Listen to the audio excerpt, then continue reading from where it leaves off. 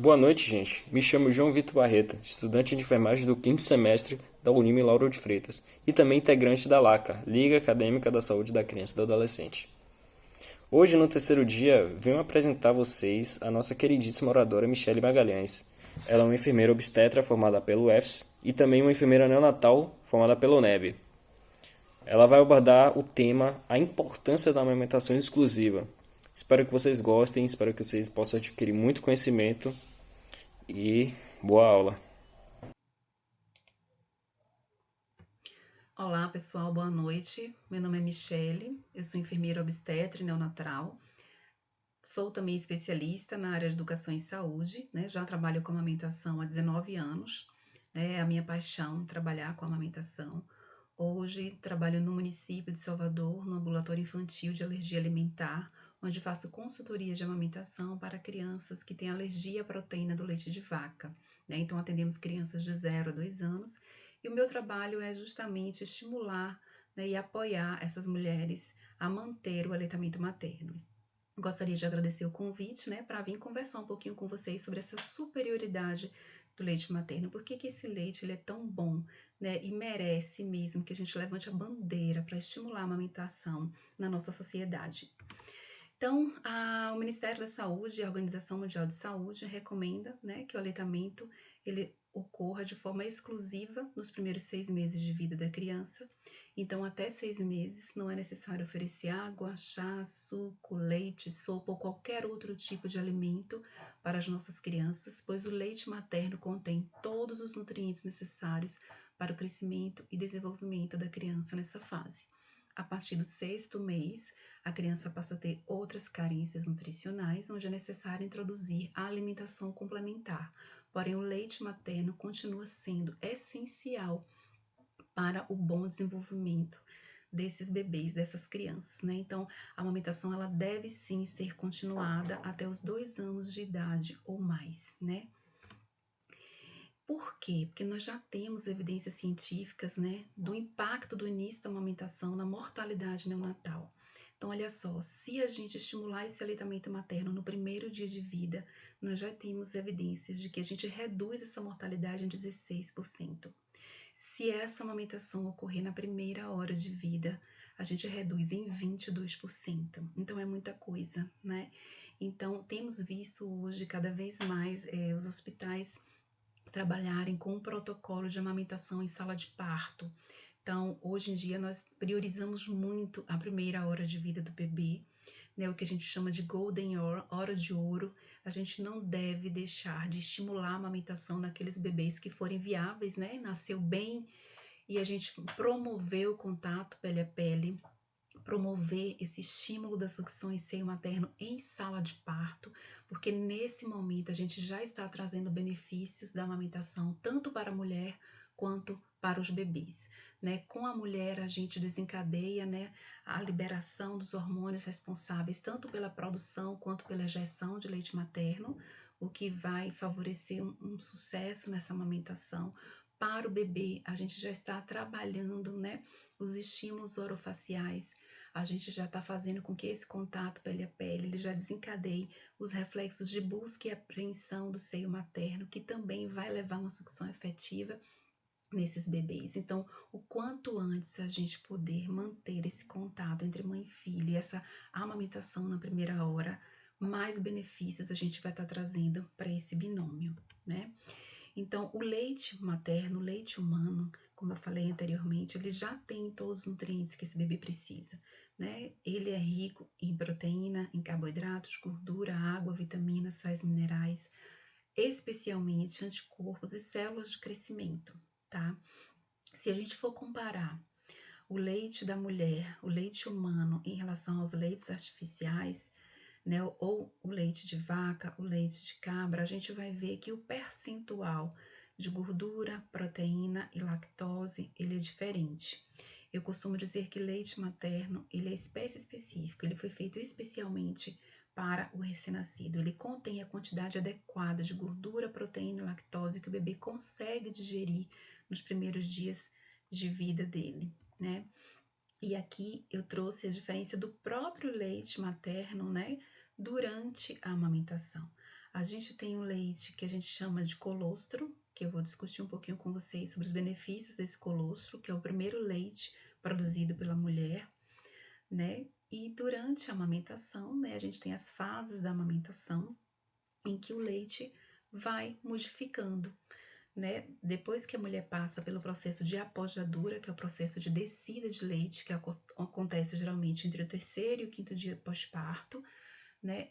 A mulher começa a perceber mudanças na sua mama, a mama fica mais cheia, mais quente, mais dolorosa, pode formar alguns nódulos, a cor desse leite, o volume desse leite, ele começa a modificar, né? E aí a gente sai da fase de colostro, passa pela fase de transição e chega na fase do leite maduro. Esse leite maduro, ele geralmente vai chegar lá a partir do 15º, 20º dia de pós-parto, certo?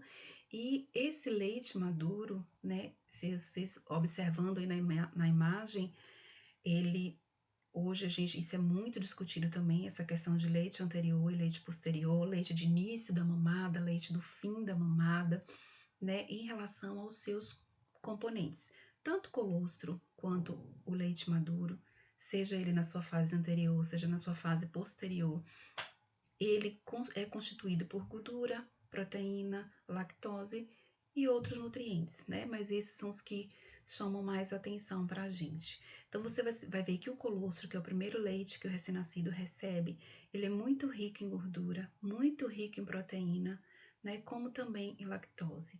A gordura vai fornecer a energia necessária para esse bebê e a proteína ela é extremamente importante para o desenvolvimento cerebral da criança. Por isso que a concentração dela é maior nesses primeiros dias e é necessário que o bebê receba esse colostro na maternidade, né? À medida que o leite vai passando pela sua fase de transição, como eu trouxe aqui para você, em relação a aspecto do leite, né? O colostro ele pode ser bem amarelinho, como está mostrando ali na figura, mas tem mães que também tem um colostro mais clarinho também. O leite de transição ele é um leite mais fluidozinho e você observa que é uma misturazinha do colostro com aquele leite branco que a gente considera o leite maduro. Geralmente o colostro ele vem numa quantidade menor, até porque para que esse colostro chegue, algumas mulheres, na verdade, em função das alterações hormonais da gestação, já começa a produzir esse colostro a partir mais ou menos do 7º mês de gestação.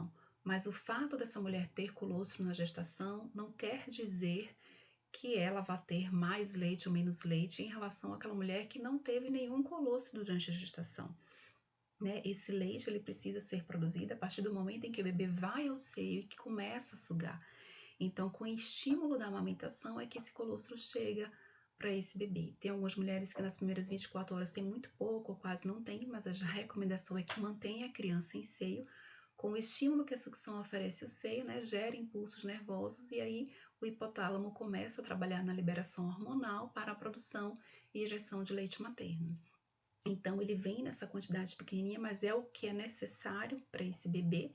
À medida que esse leite vai passando pela transição, esse volume vai aumentando e espera-se que na fase do leite mais maduro, né, esse volume esteja um pouco maior, de acordo com a necessidade do bebê. A gente também não deve comparar de uma mãe para outra, porque cada uma vai produzir o volume de leite de acordo com a demanda do seu bebê.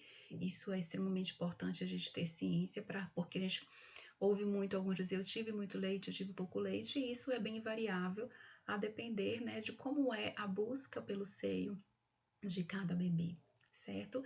O leite maduro é um leite mais fluido também, mais transparente, no volume maior. Muitas mães se questionam se aquele leite realmente, que parece uma aguinha, está sustentando o seu bebê, mas ele contém sim os nutrientes necessários para o crescimento e desenvolvimento dessa criança, né? Então, essa primeira secção láctea, como eu falei, o colostro, ele pode ir até o 7º dia de pós-parto, certo? Ele é mais pegajosozinho e ele é considerado também a primeira vacina do bebê. Por quê?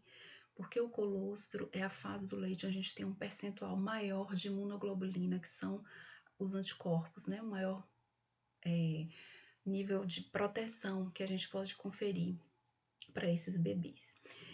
As mães produzem uma média de 30 ml de colostro, né? E vocês vão ver aqui pela capacidade gástrica do bebê, que é justamente o que o bebê precisa. Então, esse colostro tem a grande função, né, de proteção mesmo contra infecções e alergias nesse bebê. Ele é bastante rico em leucócitos, ele é laxante, isso é importante também para poder a criança expulsar o mecônio, que são as primeiras fezes do bebê, e essa expulsão do mecônio diminui o risco dessa criança vir a ter a icterícia neonatal, né? Ele é rico em fatores de crescimento, que são células que vão acelerar a maturidade intestinal da criança, né? Então, essa célula de crescimento, ela previne alergias e intolerâncias na criança, e é rica em vitamina A, reduzindo os processos infecciosos e prevenindo as doenças oculares.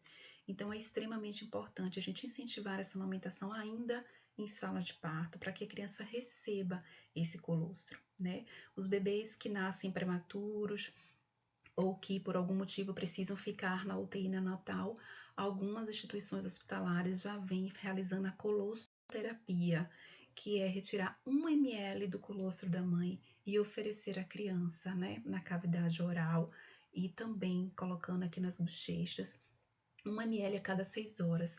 Não a nível nutricional, mas a nível de proteção mesmo, que a colostroterapia traz para esses bebês, né? Então, assim, a quantidade de colostro produzido por mamada por uma mulher é aquela correspondente à à capacidade gástrica do recém-nascido. Então, esse slide ele demonstra aí que a capacidade gástrica do recém-nascido é de 4 colherinhas de chá, porque o estômagozinho dele só suporta no máximo 20 ml, né? Quando a criança completa 1 ano de vida, aí já vai para uma média de 200 ml a capacidade gástrica e essa oferta de leite acaba realmente aumentando, né? Mas para que vocês possam ter conhecimento, observa aqui como é que é essa fase de transição de leite, né, de volume, de produção láctea que essa mulher vai tendo e de capacidade gástrica do bebê. Então, no primeiro dia de vida, a criança ela só tem uma capacidade gástrica de 5 a 7 ml. É o que ela consegue receber de colostro. Então, não tem por que a mãe produzir um volume grande de colostro, né, nos primeiros dias. Então, a ideia de que aquela pequena quantidade de leite não vai suprir ou que aquele colostro não é leite, não existe. Aquilo ali é extremamente importante e a gente precisa incentivar essa amamentação, porque à medida que o bebê suga, vai estimulando essa mama, né? E com esse estímulo vai se aumentando a produção de leite. À medida que o volume vai aumentando e que o tempo vai passando, a capacidade gástrica do bebê, ela vai aumentando, porque o bebê vai crescendo. Então você vê que no terceiro dia a gente tem uma média de 30 ml, na primeira semana de 45 a 60 ml, com um mês de vida a criança pode suportar até 150 ml desse leite materno, tá? Esse leite maduro, como eu já falei anteriormente, pode ser que no iniciozinho ele saia um pouco acinzentado, né? Mas no finalzinho da mamada ele fique com um aspecto mais branquinho, mas isso também é bem variável para cada mulher, tá? Porque o leite maduro ele vai se modificando, inclusive durante a amamentação, né? Durante a mamada, ele pode ter uma fase em que ele seja mais rico em água, outra fase em que ele seja um pouco mais rico em gordura, né? Também tem anticorpos, a gente não quer dizer que o leite maduro não tenha, ele tem muito anticorpos também favorece essa proteção para os nossos bebês, mas o colostro tem um percentual maior e por isso a gente não pode privar os nossos bebês de receberem esse colostro, tá? A proteína presente no leite materno, ela é essencial para o desenvolvimento cerebral da criança, né? Ela é facilmente digerida e bem absorvida pelo organismo do bebê. Eu gosto muito de trazer a questão da proteína, porque hoje, como eu trabalho no ambulatório de alergia alimentar, a gente observa que, né, que um dos fatores que levam as crianças a desenvolverem alergia à proteína do leite de vaca é justamente a exposição muito precoce às fórmulas artificiais, que são os leites artificiais, porque o percentual de proteína presente nesses leites artificiais, que são oriundos do leite de vaca, é muito maior do que aquele presente no leite materno, né? O próprio leite possui substâncias, leite materno, que vai facilitar a digestão dessa proteína. Então, pode ser que em alguns bebês, ao receber um leite artificial, ele tenha uma certa dificuldade em digerir aquela proteína do leite artificial, reconhece como um corpo estranho e a partir daí pode desencadear um processo alérgico. Então, o leite materno, ele é essencial também para prevenir o risco de alergias nos bebês, tá? É dispensável para o ganho de peso do bebê também. Então, aqui a gente traz essa diferença, né, da quantidade de proteína no leite humano e no leite de vaca. Então, observa que a caseína, que é uma das proteínas do leite, no leite humano a gente tem um percentual de 35% e no leite de vaca de 80%, sendo de mais difícil de digestão para os nossos bebês. Né? A gordura presente no leite materno, que é o que vai dar energia e também fazer com que os nossos bebês ganhem peso, ele já é um componente mais variável, né? Geralmente eles têm a gordura, ela tem uns picos no fim da manhã e no fim da tarde, né? E ele é mais alto no leite posterior. Provavelmente vocês já devem ter escutado falar que o leite do fim da mamada, ele é um leite mais gorduroso, né? O bebê precisa alcançar esse leite posterior, porque é esse leite do fim da mamada que vai fazer o bebê ganhar peso, né? Então, isso aí tá associado à presença da gordura no leite materno e que realmente pode estar mais presente no finalzinho da mamada. Mas já temos hoje estudos que falam que o que faz com que a liberação dessa gordura no leite aconteça são os reflexos de ocitocina, de liberação do leite durante as mamadas. Então, à medida que o bebê vai sugando, né, o corpo vai recebendo aquele estímulo e vai liberando a ocitocina, que é o hormônio que faz esse leite ser ejetado. E a ocitocina contrai as células dos alvéolos mamários, que são as células que produzem esse leite.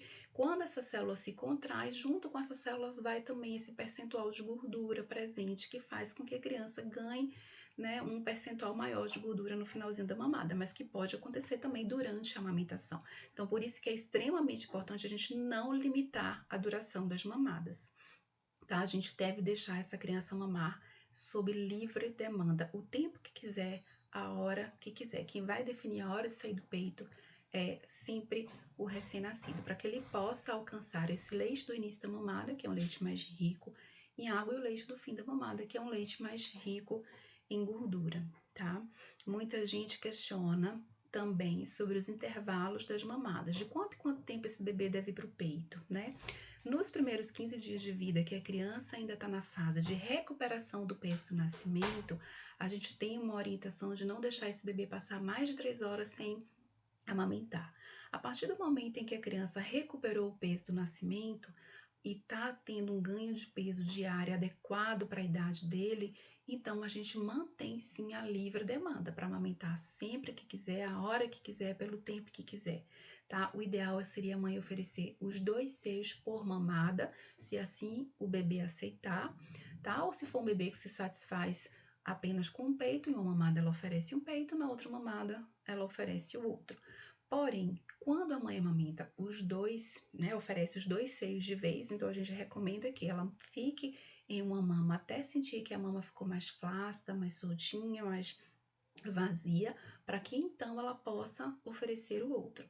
E aí na mamada seguinte ela vai começar pelo seio que o bebê mamou menos ou então que não mamou, justamente para que a gente possa garantir esse recém-nascido de receber também um leite rico nesse percentual de gordura, certo? Que é o que vai fazer esse bebê ganhar peso. A lactose, que é a presença do açúcar no leite materno, fornece 40% das necessidades de energia que esse bebê precisa, facilita a absorção de cálcio e ferro pelo bebê e promove a colonização intestinal com lactobacillus bífidos, né, que são bactérias que são benéficas à flora intestinal do bebê. Né? A quantidade de ferro, aqui a gente observa que a quantidade de ferro no leite humano, no leite de vaca, a gente observa aí que o percentual ele é igual, porém a quantidade é igual, mas a absorção é diferente, né? Então, o bebê que mama, que só toma leite materno, ele não precisa fazer essa suplementação de ferro porque ele tem uma boa absorção do ferro ali, tá vendo? De 50% comparado ao leite de vaca, os leites artificiais, em que a absorção ocorre apenas em 10%. As vitaminas também adequadas para o bebê e em relação ao leite de vaca, o percentual de vitamina é menor. Então, por que a amamentação ela é tão importante, né? Porque com a amamentação a gente pode prevenir, em média, 1 milhão de mortes de crianças e 20 mil mortes por câncer de mama em mulheres a cada ano. Então, a gente pode reduzir 1 milhão de mortes infantis se a gente estimular essa amamentação. Olha só, né? E crianças amamentadas exclusivamente adoecem 2,5 vezes menos do que as crianças que tomam leite artificial. Então, isso aqui já foi um estudo que já foi evidenciado isso, né? Então, por conta dessa proteção contra infecções, né, que vai diminuir a morbimortalidade dessas crianças, a gente vem buscando cada vez mais incentivar, apoiar e promover a amamentação. Né? Como é que a mãe confere essa proteção para os bebês com a amamentação? Se por algum momento a mãe tiver alguma virose, alguma doença, né, o próprio organismo da mãe começa a produzir anticorpos e esses anticorpos eles são transferidos para essa mulher durante a amamentação e a gente fala que essa criança está tendo uma imunidade passiva, né? Então a gente está protegendo esses bebês. Então se a gente protege esses bebês, a gente reduz a frequência de consultas médicas e de internações hospitalares, né? Já temos muitas evidências de que a amamentação previne o risco de diabetes, obesidade infantil e câncer na infância. Tem uma melhor resposta à vacinação, tem uma recuperação mais rápida nas doenças, né? Menos problemas ortodônticos e fonoaudiológicos, né, associados ao uso de mamadeira, porque a sucção em seio materno também facilita um bom desenvolvimento crâniofacial nesses bebês, né? Acaba levando a um adequado alinhamento dos dentes, a um bom desenvolvimento da fala, da fonação, né? Essas crianças acabam também realizando uma respiração adequada, que é a respiração nasal, e isso difere muito das crianças que fazem uso das mamadeiras, né? Temos estudos também, eu trouxe até para vocês darem uma olhadinha, em relação ao desempenhos em testes de QI, de coeficiente de inteligência, em crianças que foram amamentadas em seio materno. Então, já temos evidência de que aqueles bebês que mamam, né, em seio materno, eles têm um QI um pouco mais elevado, acho que são 4,5 a 5 pontos mais elevados do que aquelas crianças que não receberam o leite materno, certo? E traz vantagens também para a mãe, né? Não só o bebê se beneficia com a amamentação, mas a mãe também, né? Então, quanto mais prolongada for a amamentação, maior é a proteção materna, né? Um dos benefícios é a mulher recuperar o peso pré-gestacional, porque amamentar ela gasta muita caloria, por mamada é uma média de 800 quilocalorias que essa mulher gasta na amamentação, então faz ela retornar ao corpo dela, né, antes de engravidar. Durante a amamentação, né, o hormônio responsável pela ejeção do leite é o mesmo hormônio que faz o útero dessa mulher contrair, que é a ocitocina. Então, essa contração uterina auxilia esse útero a retornar também ao seu tamanho pré-gestacional, diminui o risco das hemorragias no pós-parto. Esse também é um benefício da amamentação ainda em sala de parto, né? A gente colocando o bebê ali para sugar, a gente está ativando a liberação de ocitocina. A ocitocina, além de contrair o útero, está auxiliando na descida daquele colostro e a redução da hemorragia leva um menor risco também de anemia para essas mulheres, né? Então, esse benefício já começa desde a sala de parto, né? Além disso, aumenta as reservas de ferro na mulher, reduz o risco de câncer de mama e câncer de ovário, como eu falei, que reduz em torno de 20 mil casos de morte, né? A mortalidade por câncer de mama nas mulheres que amamentam. Tem um maior espaço intergestacional por conta das alterações hormonais, então as mulheres acabam, né, tendo um espaço maior de uma gestação para outra e reduz os casos também de osteoporose e de fratura nas mulheres. Então, esses são alguns benefícios para as mães. A família ganha com a amamentação também, ganha também, né? Porque, primeiro, o aleitamento materno, ele é muito prático, né? Muito conveniente.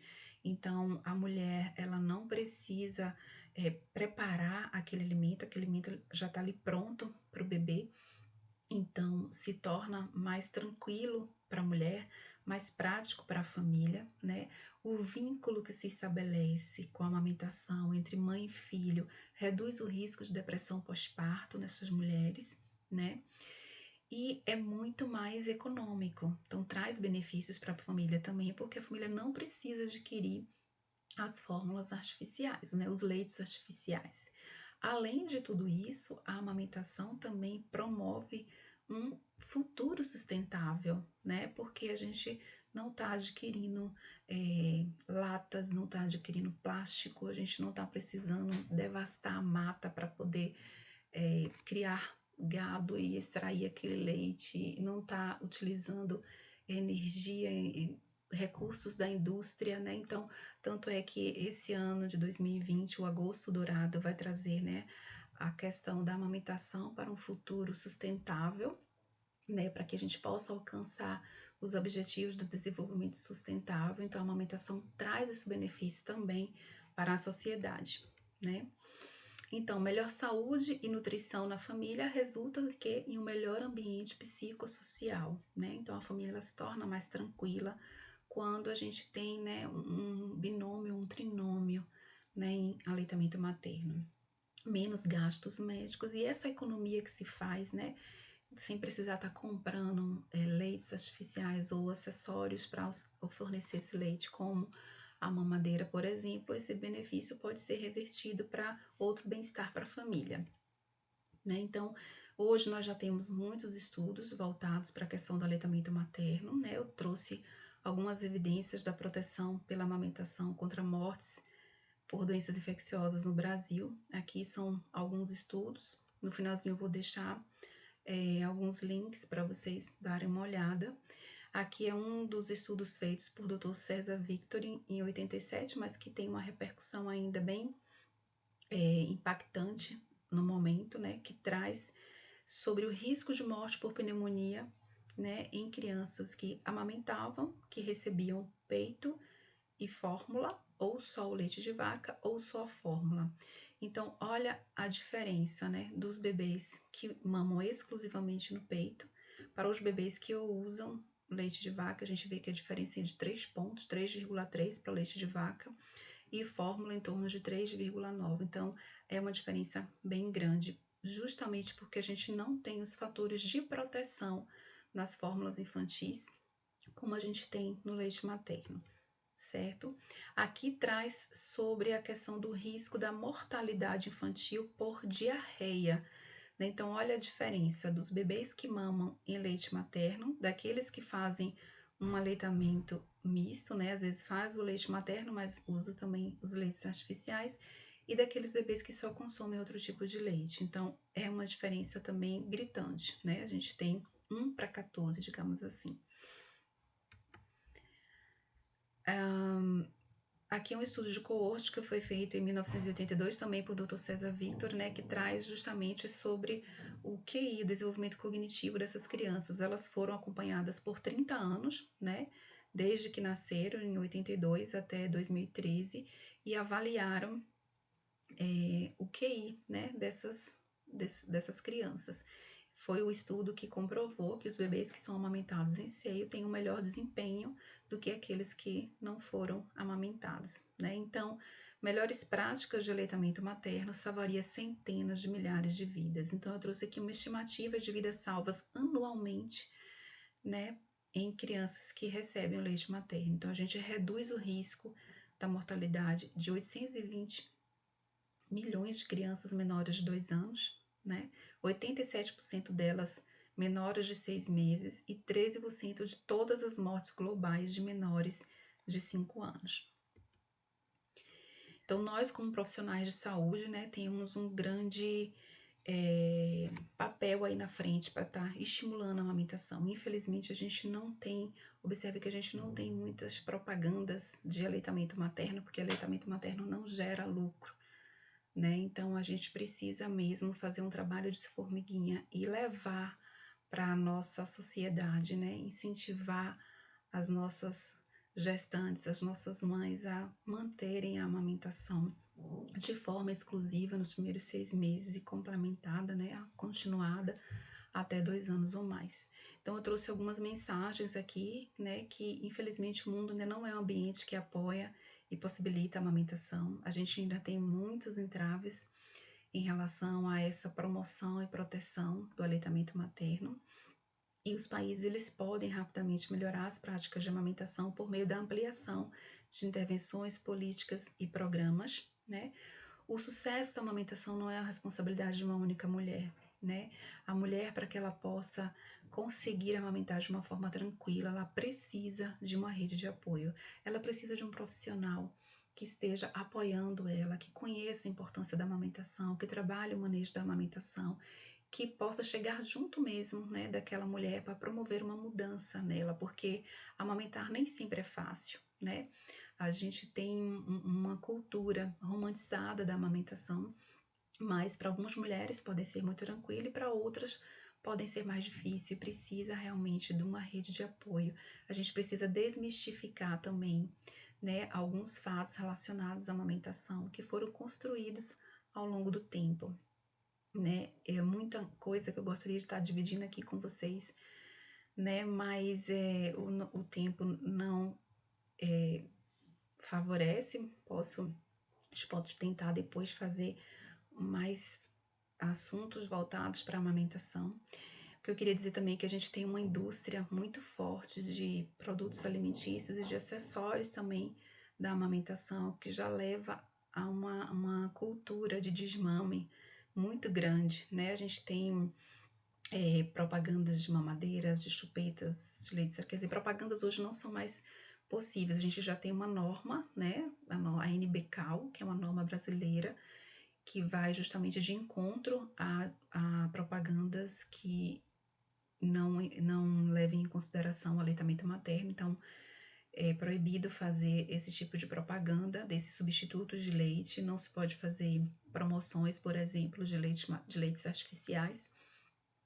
Mas apesar da gente ter essa norma, a gente tem uma indústria muito grande, né, que fabrica tudo isso, que produz tudo isso. Então, ir de encontro a essa indústria é necessário mesmo uma rede de apoio, né, de fortalecimento da amamentação muito grande.